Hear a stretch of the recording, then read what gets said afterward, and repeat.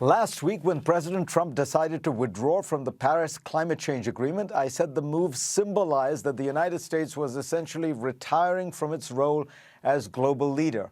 I was intrigued this week to hear somebody essentially offer to take up that mantle.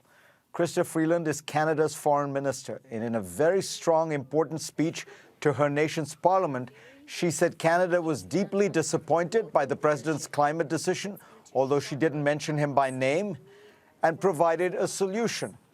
Minister Freeland suggested the ways that Canada could step up its global leadership. She joins me now. Welcome. Great to be with you, Fareed. You spoke in the speech almost elegically about the important role America had played in creating and sustaining this open international order. But you think it's basically moved on, that America has withdrawn from the world? It's not my job to make predictions, Fareed. I did say in my speech, and I mean this so sincerely, how grateful I am, how grateful Canada is for the tremendous role the United States has played over the past 70 years in building this rules-based liberal international order. And I think that, first of all, I think we maybe don't say that often enough to our American friends. And I also think that people of my generation, and perhaps yours, Fareed, we were lucky to be born into these 70 fat years. And I'm not sure we always fully appreciate what the peace and prosperity was that liberal, rules-based international order created, and the horror that came before it. And really, what I said to Canadians this week is, let's not take that for granted.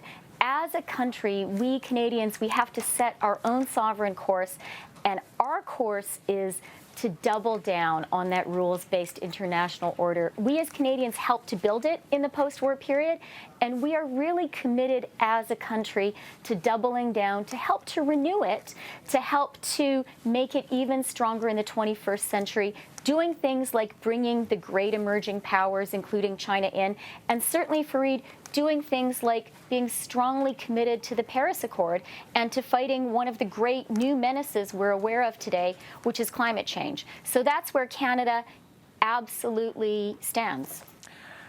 Why do you think there is such resonance for the idea of America first, of withdrawing from the world? I mean, there's always been an isolationist streak in the United States.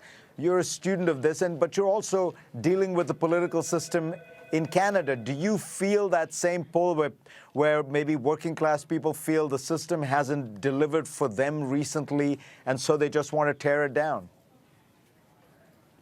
I think that is an excellent point, and I actually addressed domestic economic policy in my speech this week, which is not that usual for a foreign policy speech. But I really strongly agree with what you've said, Fareed. I think that the middle class here in Canada, as in many other Western industrialized countries, including the United States, is feeling hollowed out. It's feeling betrayed by this global economic order. And what I believe, what my government believes, what we say to Canadians is, it is not, blaming foreigners is always easy. Foreigners always make an easy target. But whether it is trade deals or immigrants, they are not to blame for the problems of our middle class. We really believe that the solution lies in domestic policies. If you are shooting for the wrong target, you're not going to get a solution that works. Do you worry that as the United States does seem to be retreating, America first, it'll cause a lot of instability? There are parts of the world where America's guarantees, its activism, has had the effect of kind of calming the waters. If it withdraws, are we in for a rocky ride?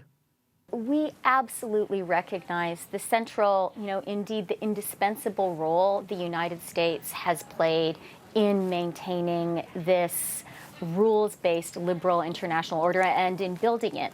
And, as Canadians, the argument that I want to make, to my American friends is to say We know that for Canada, this international order has hugely benefited us, and we are committed to building it, to restoring it for the 21st century. We think that it has brought great benefits to the United States, too. And we really think it benefits the United States to really stay at the table. And, you know, as you said, Fareed, our Prime Minister said we're deeply disappointed about the Paris Accords. And we just look forward to continuing to work with our American partners. The world needs the United States, and we think the United States stands to benefit a great deal, really by maintaining its leadership role in the world. But if not, you think countries like Canada and Britain and France might be the new leaders of the Western world? Well, what I said to Canadians this week, Fareed, is we need to chart, as Canadians, our own clear and sovereign course. Every country makes its own national decisions. We're lucky to live in a democracy. America's lucky to be a democracy. So, no, it's for the American people to choose their course. Equally, it's for the Canadian people to choose our course. Foreign Minister of Canada, Chrystia Freeland, pleasure to have you on. Great to talk to you, Fareed.